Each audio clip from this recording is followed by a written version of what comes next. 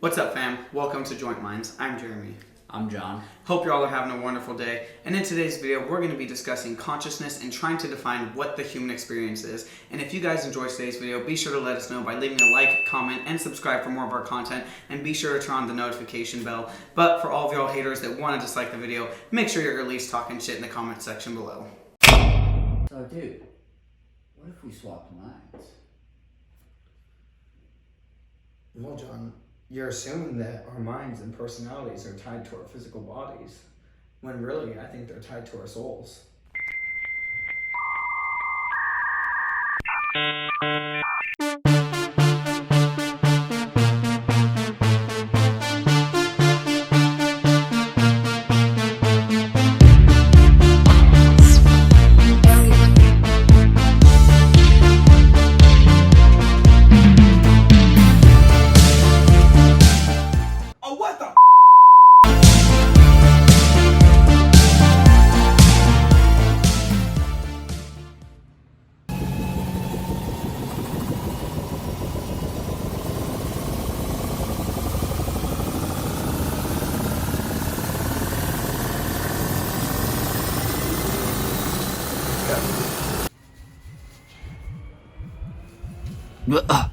Why didn't it work? Because I'm in your head now, you idiot.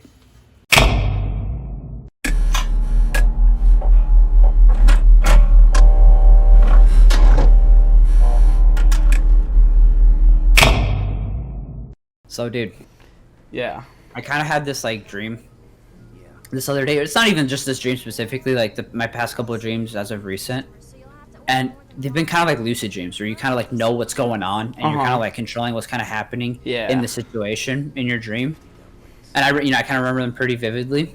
And it kind of got me thinking recently, what is consciousness? Who are we? And when are we actually awake? Because if I can be conscious in my dream, how do I know that I'm currently awake? So that kind of gets me wondering, what do you think consciousness is?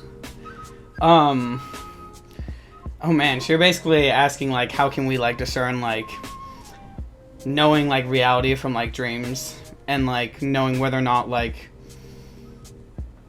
we're actually awake and just not dreaming, Yeah, so, what's reality? What's really, am I dreaming right now? Yeah, that well, could be a thing. That's really hard to answer, because when you really think about it, it's there's not there's a hard argument to be made that we can completely trust our senses, you know what I mean? And when you say consciousness, you're talking specifically about being awake, but I don't necessarily think that's exactly what consciousness means, because to be conscious to me is kind of to be self-aware. You know what I mean? Being able to know that you exist and that you're a thing in a person, or in that sense. Because being conscious, okay, in the sense of being awake, I don't know. I feel so, okay, but so when you're saying self-aware, are you saying being able to realize that you're alive? Or is it having to do with you reacting to things around you in the environment? I don't know. There's different levels of self-awareness, Yeah, and I think with there being different levels of self-awareness, there is possibly different levels of consciousness then. Different levels of complexity in consciousness. You know what I mean? Yeah. I don't know. No, I mean, that's for sure. You can just look at I feel that might kind of be pointed more into relation to IQ, maybe was how we're trying to relate it. Generally go on. Because we've had animals like dolphins, and I think crows is another one. I know dolphins for sure have a really high intelligence. They're really, really smart animals. So does that make them have a closer level of consciousness to us than like other animals, maybe. I mean, compared to us, maybe, but just necessarily having a high IQ doesn't make you more conscious than like something else. You know what I mean? Like, because IQ isn't a determining factor in intelligence, first of all. It's Yeah, but it's based off of like how fast you can respond to certain factors and questions. yeah, but some questions and shit, like, what if some people just think about things like more and like think about them more that's deeply? what I'm saying though, is if they have a high IQ, that means they must react to things more quickly, which means they have to be more self-aware of what they're capable of doing to be able to react to their surroundings. But what if they're wrong? Well, then survival of the fittest. Okay, but then that just completely proves my point that if you can have a high IQ and respond to something super quickly and then choose the wrong answer and then just die. Why would how is that no, it's not, because how is that more intelligent than an animal that decides to think about a situation, take its time to undergo and look at a process of like how it could hunt an animal or think about a certain question and how it's being proposed, like, and find the correct answer? How is that stupider than just responding quickly and dying? Well, sometimes you're not given that situation. Like, what if there's an animal, like you're a small fish getting chased by a shark? You don't got time to think. You're just running. And that's kind of like where I'm going with this comparison. Like dolphins, like they're more self-aware. They're able to react faster to things, meaning that they understand themselves at a higher level.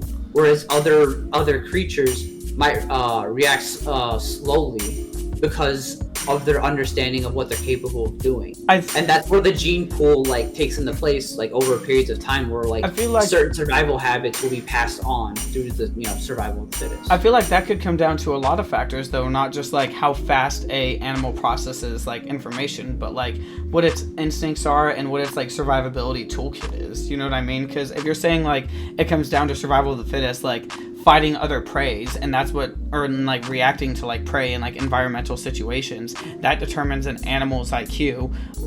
That could just come down to like a dolphin has sonar, so it's able to detect a shark like faster, you know what I mean? And it communicates with other dolphins, so it's able to react faster because it has that level of communication within its species. That's a sign of intelligence, obviously, yes, but that doesn't necessarily make that specific dolphin's IQ is higher than like another animal's, you know?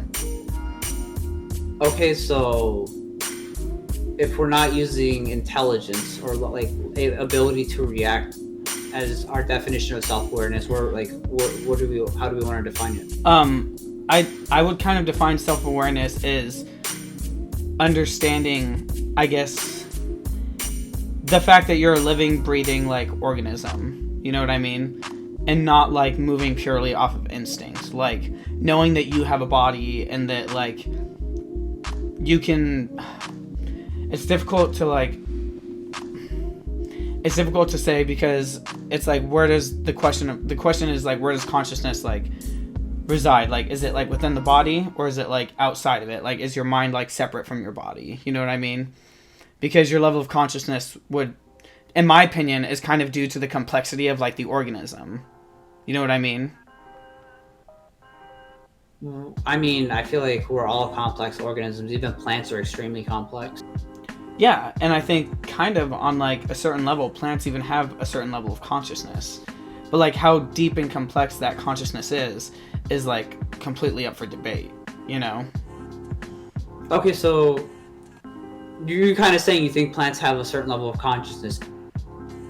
Are you defining this consciousness then? Like, what would be a low level of consciousness compared to like our, I guess, if we're saying we have a complex level of consciousness, like what makes ours more complex than theirs? I think what a plant's kind of consciousness would probably be circled around like survivability and lack empathy and like emotion and stuff. And I think that's what makes our like consciousness much more complex is we have like emotions, you know, like we feel angry, we feel sad, happiness, joy, laughter, like all these like different like emotions, and then like we're able to like process them and like think about them. Like other animals, like dogs and stuff, like they can obviously show like happiness, sadness, anger, and like all that stuff, being scared, you know, they can show those emotions. But we as humans differ from them in our complexity and consciousness by being able to be self-reflective, you know, being able to look deeply into our emotions and why we behave certain ways and learn from them, you know, and to make different choices the next time. So then are we saying that emotions are a baseline factor for defining level of consciousness then? Because that, I feel like that helps us at least start to solidify like an understanding of what we think consciousness is. I think emotions can be a fundamental like factor in like consciousness. You know what I mean? Like they could be like a key factor to make up the complexity of consciousness, but I don't think that's the sole thing of consciousness. Well, I'm not saying the sole thing of consciousness, but generally things are built off of like a foundation characteristics to define it. Mm-hmm. So I'm saying what you're saying is emotions are like one of those founding pillars for it. I'd say so. I think, yeah. I think if you have emotions, you're definitely probably a pretty complexly conscious organism. Complex, like, you know, like decently complex organism in terms of consciousness. So then are we saying majority of animals have a high complexity of consciousness then? I don't necessarily... Animals do have emotions. So. I know animals do have emotions, and I think a lot of animals are conscious is the thing.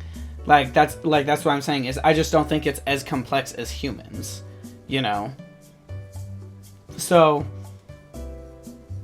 I think like it's like you could basically make a tier list of like consciousness, you know what I mean? It's like okay, but then what makes their level of emotional intelligence like different than ours? We can take maybe not monkeys, because everybody tries to say we have super similar DNAs to monkeys, and that's like whatever.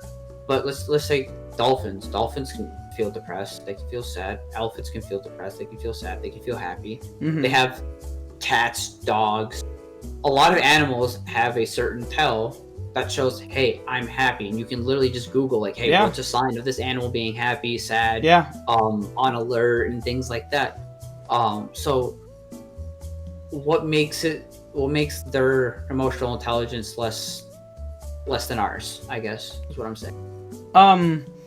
Like I said, I think it's the ability to process those emotions, learn from them, and then be able to change your habits based off of those experiences. And that's where even in humans, you know what I mean? And like different levels of like self-awareness, you know? Like certain people are like more self-aware and like self-conscious than like others of like their actions and stuff. And like, I hate to say it, like a lot of people move and react to certain things, and they just like, they're actually just that. They're just reacting instead of actually thinking about what they're going to do in a situation, you know? And like how other things are going to react to that. And humans have the ability to reach that level of what will the resulting actions be if I do X, Y, and Z. And that's the level of consciousness, is like complexity of thought. I mean, I guess what you're saying is true, and it makes perfect sense. I feel like that's like, again, going back to the point of survival of the fittest. The people that can't react appropriately to certain situations are just not going to pass on their genes. But that's like just kind of how life works.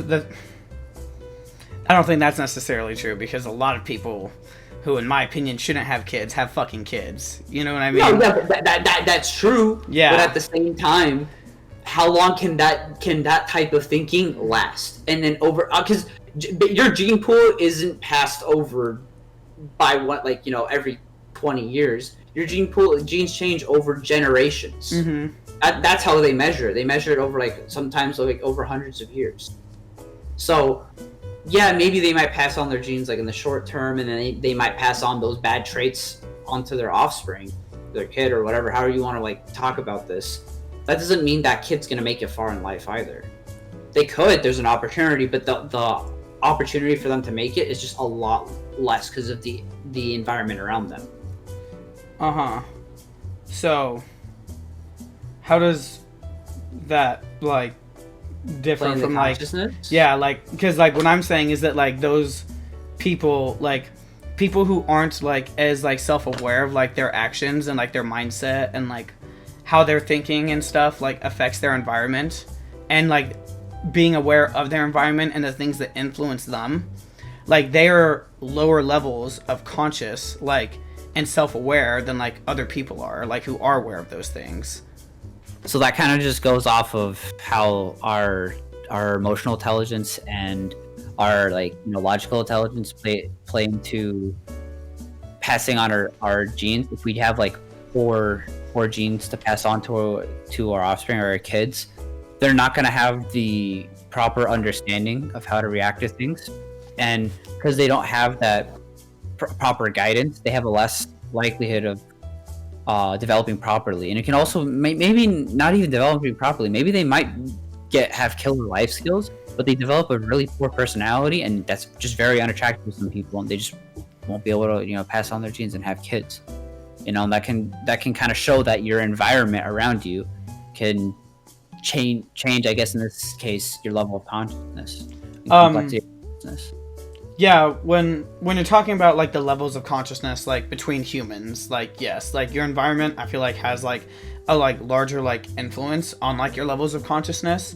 But that also comes down to like whether or not you believe like it's nature versus nurture, like, and whether or not the environment that you grow up in is what's going to determine, and what you surround yourself with is what's going to determine your personality, or if you're born the certain way that like you are, and like if it's just like the way your brain is the way your brain is,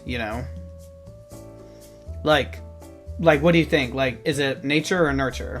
Because I kind of believe it's like what? I think it's nurture. You think it's nurture? I think it's nurture because you can literally take two people with the exact same environment, and depending on how they take in that environment, they're gonna turn out different. What?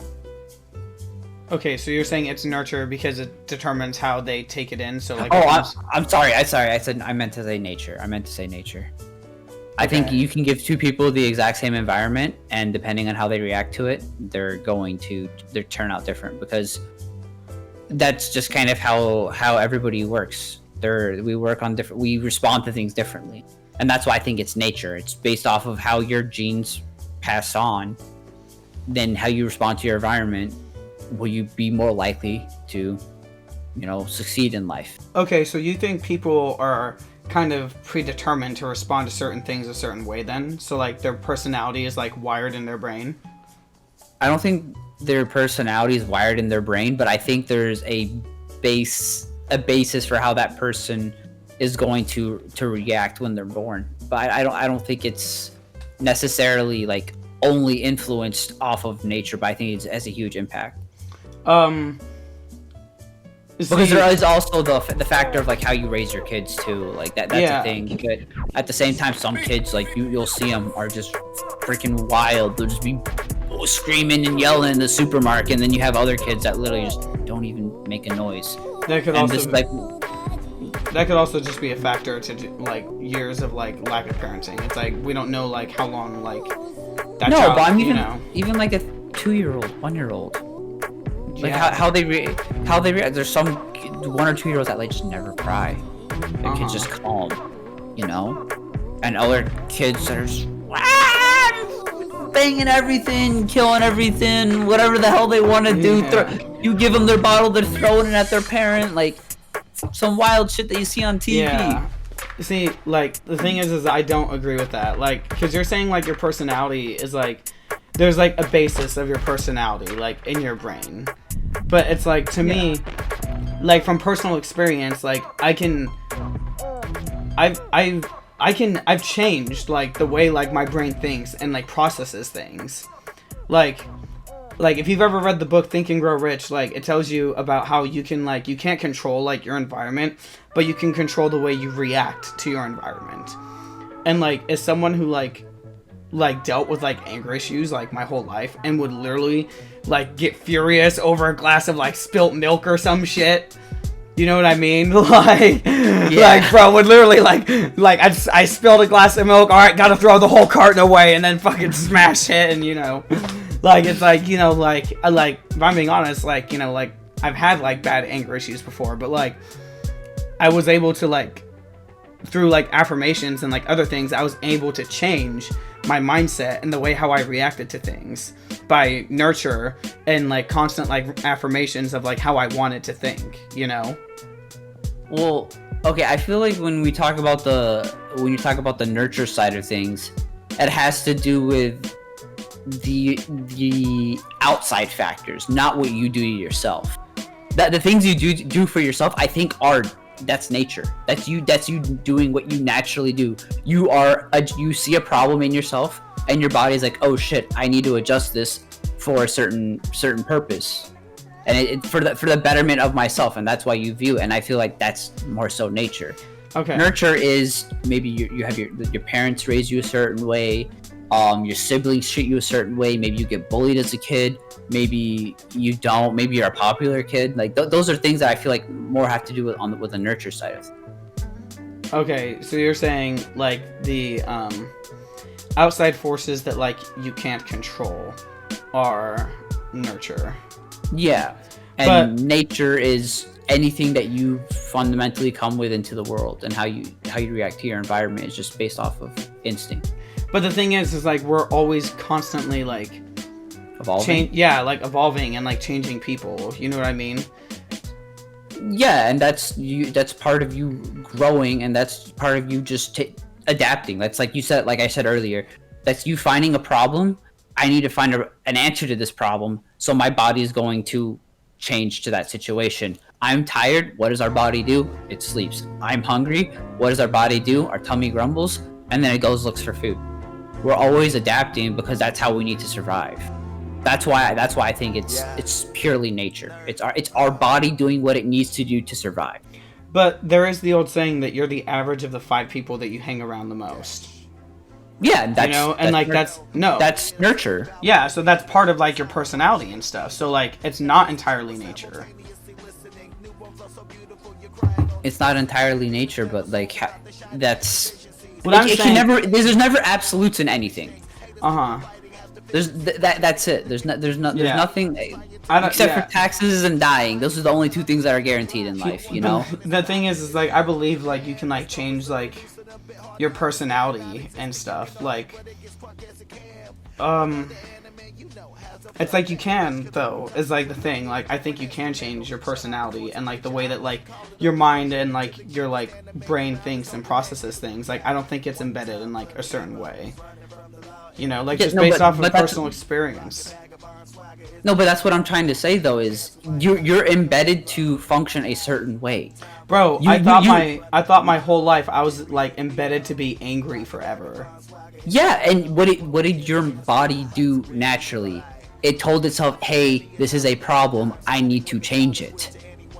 And what did you do? You took the action to change that part of your personality. That's not necessarily true, because the thing is like we've discussed earlier that humans aren't created. We're subconsciously influenced by outside forces, like all the time. Like I've seen plenty of like motivational like help videos and like all this stuff that was telling me all the time to like read Think and Grow Rich and stuff. You know what I mean? And like that nature, those things outside like told me to like do that, and that affected my processing and my thinking and seeking out those sources. Yes, and then this kind of goes back to our earlier conversation on complexity of consciousness. The people that are more self-aware will realize that they have problems in themselves, and they'll be able to fix it. Whereas other people, they might not be as self-aware, might see, oh, this isn't a problem, maybe it's an ego thing, they don't want to get over it, and they will end up trying to improve themselves for the better, or they won't even try to look for that. Mm-hmm. So that could be more of a natural thing, because we're trying to say that there's different levels of complexity in humans. My complexity as a human is higher because I'm able to realize I am not perfect, I have problems, I need to find these problems, and I need to fix them. Yeah, and I agree that's kind of like that's part of like a certain like level of like consciousness, you know what I mean? Like, but I don't think like just self-awareness, like I didn't get to like finish my point like earlier about this, but like I don't think self-awareness is just like the only thing of like consciousness, you know, like how self-aware you are and like how you process like your emotions and stuff, and being able to self-reflect isn't like the only thing about like consciousness, I feel like. Because when you think about like the human experience, it kind of feels like you're just a thing inside of a body. You know what I mean? Like when you think about like existing, because you talked about earlier about like the dream thing, you know, and how to tell like whether you're like really awake. Like when you think about like being a person, you think about like, it's like, it feels like you're kind of a thing that's residing within a body. No, yeah, and that is kind of how it does feel at times, and it's like you kind of wondered. It's like, am I just like a vessel? Like, Yeah, it's like, do I have a soul? Like, is that really a thing? Yeah, because like being like conscious feels very. That's why I was trying to like say like it's not just tied to your body. Like it feels very non-physical, you know, like. But you could kind of tie it to being physical, because we were talking about our how our emotions and our ability to feel emotions is like a foundation for consciousness. Mm-hmm. And we can explain where our emotions are created, so we can give it a physical location where it resides, which is the hormones that are produced in our brain. So you're saying that you think? Are you saying that you think our consciousness resides within the brain? I'm not. I don't personally believe that. I feel like there's possibly an outside like place where our mind resides, but at the same time, it's like that could be an argument towards it being our consciousness residing in our brain. How would that be? But you're saying that you believe that that our consciousness resides outside of our mind, but you were saying also that like it's produced by our brain, though. No, I'm just saying that's like something to get me thinking that's a like that's a reason why that could be a possibility, that our consciousness actually does reside in our brain. My personal belief is that our consciousness does not reside in our brain, and the only reason why I believe that is because we have yet to find a way to extract it from our body, take one person's consciousness, and then put it into another person. Yeah. So that's the only reason why I believe it resides outside of our body, because we haven't been able to do it. Okay. Well, then I have a question for you. Like we said earlier that it kind of creates like what is it? We were talking about nature versus nurture, and how that it's not like perfect. It's not one or the other exactly. That it's a mixture of both of them, right? That create like someone's like personality and like who they are. Now, we may not be able to take someone's consciousness and like put that into like another body and stuff, and we can't measure that. But like, what if we were able to take someone's memories and like put it into like another body? Like, wouldn't our memories be linked to our consciousness? No, because we were saying earlier, our emotions and how we respond to our environment is based off of, you know, things that we have to remember, because we develop that way if we're talking about from the nurture side of things. So that means you're taking your memories have to be linked to your consciousness if you're gonna take into account how we develop through responding to our environment and learning through different things that happen to us. Okay. So well, okay, so like I agree with you that I don't necessarily believe that our consciousness necessarily resides within our brain. But the thing is, I think I kind of believe in substance dualism, where the world is made up of physical and non-physical things. Because I believe our brains have power to like attract certain things. Like if you like have a positive mindset, you can create positive things like and changes like in your life, you know? And then if you have a negative mindset, your brain will attract and create negative things and like will create that environment, you know? But because like I believe in that, I have to believe in like substance dualism. But how can, with what you're saying, you believe our consciousness resides outside of our brain, how can a non-physical thing as our consciousness affect physical things in the real world? I mean, just because we can't understand it doesn't mean it's not a possibility. Yeah, but it just could be we're not ready to. The thing that's is, such a cop-out answer, you bitch. No. The thing is, you're like, just because we can't understand it doesn't mean it's not real. Like, okay, yeah, but that's the thing. We're trying to understand it. No, but this is my point: is we can't understand it, but we also can't disprove it. There's a lot of things that we can't understand that we can disprove. Uh-huh.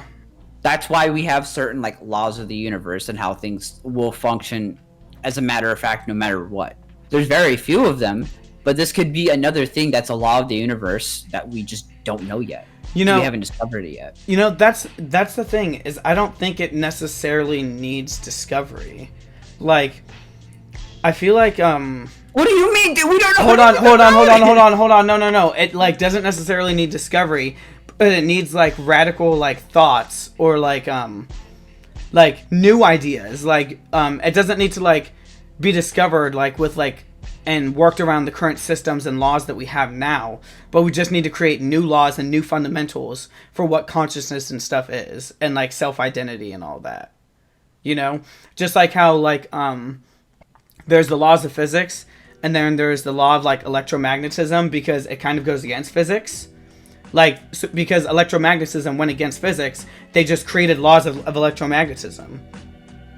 No, yeah, and that's exactly what I'm. Yeah. So trying to say is like we just like we're agreeing right now. Yeah. You think so? Like, because I think. Yeah, no, I'm saying like what I'm saying is just because we can't disprove it with our current laws doesn't mean it's not. I mean, just because we can't prove it with our current laws doesn't mean it's not a possibility. Because we can't disprove it with our current laws too. So they can. You're just saying what I'm saying in a different way. Yeah, I was gonna say what I'm basically saying is that I think we need to create new laws for like. Yeah, I wasn't necessarily saying we need to create new laws. I was just saying like.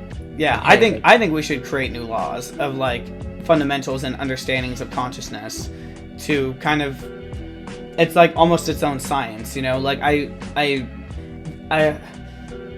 it's like how can there? I have to believe in substance dualism, because it's like how can something that I know is non-physical, like my consciousness, like something that can't be measured, can't be seen, can't be experienced or objectified by any like other means other than like myself, how can that exist without being on a different like plane of existence, But like it interacting with like the physical world like makes me believe that like we can't be like there has to be substance dualism, I guess, but like how you're saying that you're the only person that can objectify your consciousness. I mean, I yeah, feel my like, human experience is like my own.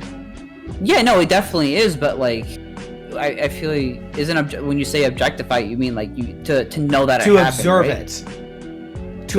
it. To observe my experience, you know what I mean? Okay. Oh, I was thinking like object, like a physical thing. I'm like, wait. Yeah, well, like when you like objectify something, you're observing it. You're like you're studying it. Like you can't like study someone's consciousness. So like I definitely believe that like our consciousness is existing on like different like planes in this. So like you said earlier about like the thing with the soul, though. Yeah, and that's kind of like I kind of feel like this is kind of something that's talked about a lot about in religion, where they kind of try to explain it. Your consciousness is linked to your soul, and based off of how you act, you get go to heaven or hell, or maybe different religions don't believe in heaven and hell. They believe that your soul's reincarnated into like a different soul to like kind of like learn about learn a different experience, and your soul is just kind of growing from body to body and things like that. So it's kind of like how religion is. So do you believe plays a factor into it, I guess? Yeah. So based off of like what we were saying earlier, then like, do you believe that like your soul is tied to your personality? And like, do you believe your soul is more of what makes up your personality then? Because it's growing? I mean, that depends on if you believe in reincarnation or not. And I honestly think that's a possibility. I think so and too. this is why is because I've heard stories about. I know there's stories and it's crazy, but again, this Yeah. goes back to like an earlier conversation we had where like humans aren't original. Yeah. So for us to come up with this, like something has to be up, you know. At least in my opinion. But the story is like there's essentially like this kid in India who, or this man in India who died and was born into the same village. And he was able to, I think around like 3 or 5 years old, somewhere around there, was able to identify the man that killed him in his past life, show where the weapon was, and show where his body was buried. And that's how they found out where that man died and where he was. Yeah. Because we both kind of believe, like, yeah, like the story you said about like the little boy, like, and reincarnation, like, I agree, kind of that reincarnation like is a big possibility. But like a big plot hole is like, why do some people have memories like that guy? But, like, other people don't. Like, if I'm being honest, I don't have any previous memories of a past life, you know? No, I mean, I'm the same way, too. And I feel like that could just come down to, like, the complexity, like we were talking about earlier, the complexity of our consciousness. And that could kind of be, like, our consciousness is linked to our soul, and our soul could be, like, the not tangible being that holds our consciousness, that we're, you know, because we're saying that it's either our mind or some other being, like, thing that we can't physically touch or see, so it could be the soul. Okay, but earlier you kind of said that like you think that our genetic makeup is going to determine mostly, or at least a baseline of like how we react to certain things. So that would contradict that like believing in the soul like has an influence on our like memories, or like not our memories but like our personality and like the way we react to things and our growth. So, like, not necessarily. I think so. It could be the fact that we have that baseline because of our previous lives, and we're only able to retain so much of that experience. That's why we start with a certain baseline reaction to things. But you're saying it's passed on through our genes. Like, so that would have to mean that our soul in my body, the soul in my body would basically have to be somehow connected to the soul in my mother's body for that to be passed down through both. You know? That's possible. Yeah, I see what you're saying. Yeah, so like basically based off of what you were saying earlier, like if you believed like it was our genetic makeup that like makes up our personality and the way we react to things instead of our soul. Do you know what a hemispherectomy is? I'll just say it. A hemispherectomy is when they cut the brain in half, usually to really young kids, okay? And it's usually because they have seizures. And they cut the brain in half, and the half they take out is basically useless, right? But the half that they leave in is going to take on the functions of the missing half. So it is only half of a brain, but it will function as if it's a whole brain. Does that make sense? Okay? Like, does that part make sense? Yeah, okay. Yeah. So now what I'm saying is, what if we took two people's brains who both had a hemispherectomy, and we took two separate halves, and we put them together into one empty skull? If, like, what you're saying about, like, our genetic makeup makes up our personality, then what personality would take over? Well, I mean, I feel like it could be a whole new personality because it's a whole new being. No, because both of those brains would act independently as one brain, you know? One brain each, so you're basically putting two brains in one mind. So then are we trying to say that our consciousness is linked to our physical being? That's what I'm saying you said. Because you said it makes up our genetic makeup, like earlier. Basically, I'm trying to say that, like, earlier you said the whole thing about, like, you believe that the genes of reactions get passed down, you know? Like, genetically. That's not what I was saying. Our genes get passed forward, but that could be character traits as well. And character traits can be, if they're so if we took two fully functioning brains, but they're only halves in the scenario, and put them into one body, like, what characteristics take over? And because we also said that we believe that it's a mixture of our souls that make up our personalities, then which soul would take over that body? Okay, well, when it comes to the characteristics of the person, I think it would be just a whole new person, because you know, I feel like it would just take certain characteristics from one like one half of the brain, certain characteristics from the other half of the brain, based off of like how it's connected together. Uh-huh. So you might have different characteristics from each person, which is why I say it's a whole new person, because you can literally explain different people, like, oh, he's just like so and so, and you can explain it, oh, because maybe he's shy, oh, maybe because he's very outgoing, oh, maybe because he's tall, or for all these different reasons. That's why I'm saying that would be like a whole new person. Okay. Now, when it comes to the soul, though, I don't think that could be relevant to what we're talking about with a hemispherectomy, because that's implying that consciousness is linked to the brain and not to like a human body, which is like kind of saying like our consciousness resides outside our body and it helps control our functions. It helps tell our brain what to do. Wait, so how does that not relate to the soul, though? Like, because earlier, though, we said that our soul and its growth, like, we both kind of believe that reincarnation is a big possibility, and that it has an impact on our growth and our development as people, you know? So, and we also said earlier that our consciousness does, like, reside in our brain, and you said our actions reside within our genetic makeup, which is definitely within our brain. Our genetic makeup is definitely in our brain, right? Yes. Well, I mean, it's everything. It's literally our skin, our eyes, whatever you want to call it. So like, the problem is with, like, what you're saying, though, is that, like, I understand, like, that you think that the two separate brains that were put into one body would create a whole new person, because I kind of actually agree. I think that they would recognize that they're two halves now, and that they would begin to act independently as one brain, and they would just take on, like, kind of almost random personality traits, more based off of the environment, probably. You know what I mean? It would probably become less due to nature and more due to nurture. You know, like, there would be a bigger sway, I think.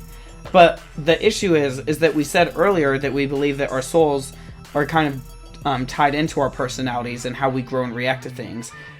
So if we split the brain up like that, then we would also be splitting a soul. That's saying that your soul, because we're saying consciousness and the soul reside outside the body. But if you're saying it's linked to the brain, then you're saying that the consciousness resides in your brain and not the soul.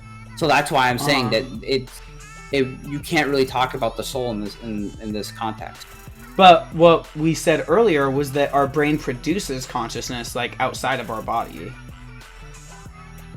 So then, like we said earlier, that our brain kind of produces. We're saying that consciousness is in our brain, but it contains whatever it is on an outside, unknown.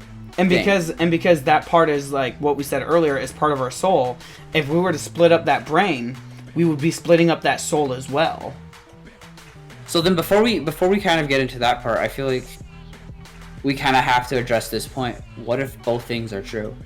If that's what based off of what we're saying right now, it seems like we're saying that both things are true at the same time. Yeah. That our consciousness resides in our brain, but we also have a soul as well.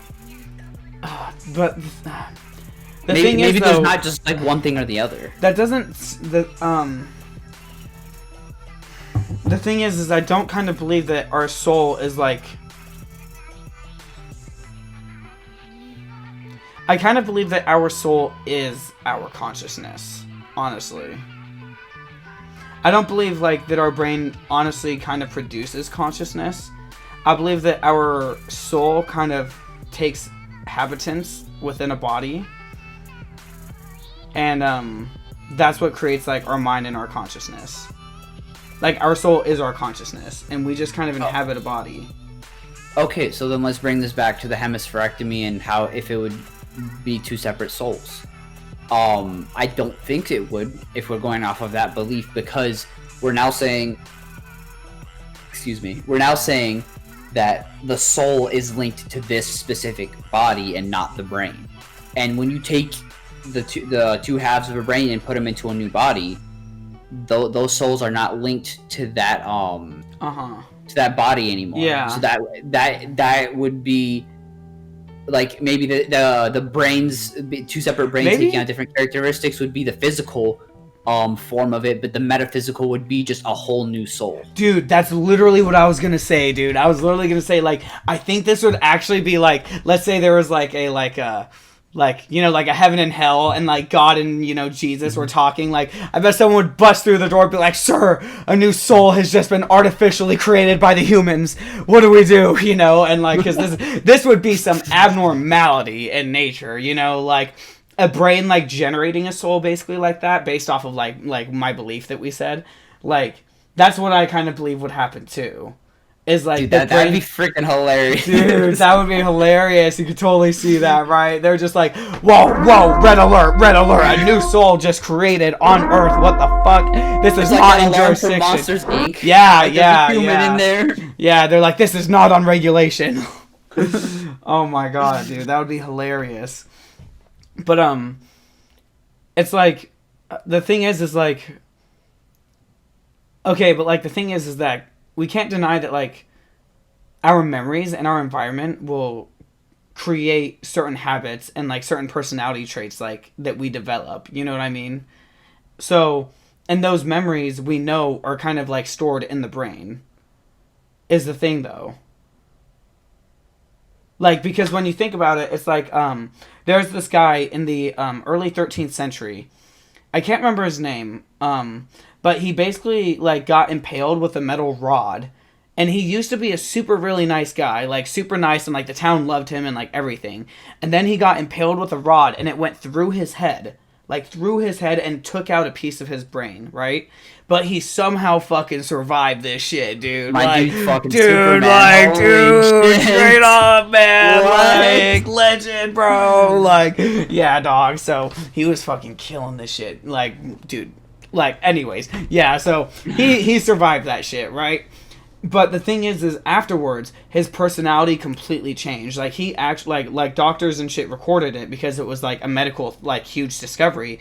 That, like, he completely changed and he became super angry, like, I think an alcoholic, and was, like really disrespectful to people, and, like, no longer nice to the women and shit. Like, his personality completely changed after that, accident, And, psychology, like, also shows that, like, with, like, like, certain traumas that, like, happen to us, like, physically, we'll respond in certain ways. It's like, if you get pinched or something, like, enough times, like, when someone touches your arm or something, like, you're gonna flinch, you know what I mean?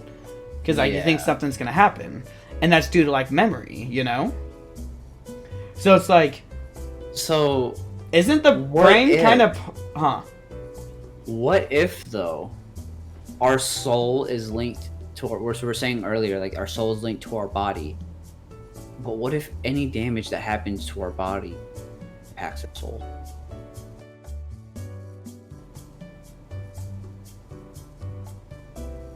That it might not be physically, like, it might be a metaphysical thing, but it actually has a reaction to whatever happens to our body. Wait a second. And maybe that's us dying, is it resetting its consciousness? Maybe, like, what if our soul, like, how I said, like, our soul, like, inhabits a body, you know what I mean?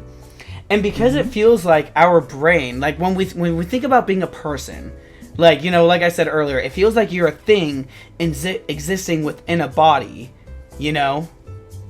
What if that's our soul? Like, when it's searching for, like, a host, and it finds a body, it literally inhabits just the brain. And that's why it feels like we're only inside of the brain. And because the brain is able to connect with the physical body, that's why we're able to move our bodies, This would actually, like, completely explain, like, substance dualism. How, like, there's been evidence, like, if you read Think and Grow Rich, man, people have done studies on, like, the influence of, like, the mind and our thoughts, And we've come to the conclusion that existing kind of feels like you're a thing existing within a body, And if you were a soul that chooses a body to inhabit, to learn different experiences, like you said earlier, so that it can reach nirvana or something, like, eventually, then you are that soul existing within a brain, and any damage to that brain would change the personality of your soul, And that could explain why because we're talking about how like negative energies and negative thoughts, attract more negativity. So it could be, negativity and positivity, like those emotions are not physically able to be seen. It could be like another metaphysical, damage to our soul. Yeah, exactly. Which is why it impacts our body. Yeah, exactly, dude. Exactly. Oh my god.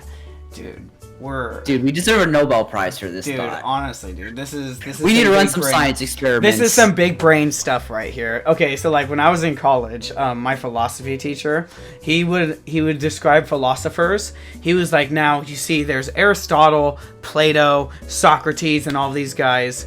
These guys are the big P's, and he wrote on a whiteboard. He wrote just a big, gigantic P, right? That's it. He's like, these are the big P's, the big philosophers.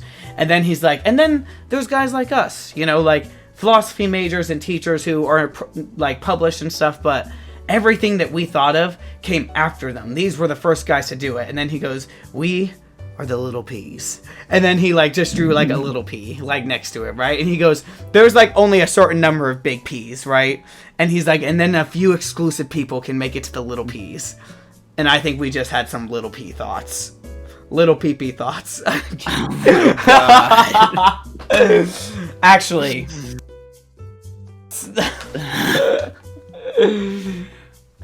If you guys enjoyed the video, be sure to let us know by smashing that like button. Leave your thoughts on what you guys think consciousness is. And while you're down there, be sure to subscribe for more of our content and turn on that notification bell to be notified when we post. Thanks for watching. See you next time.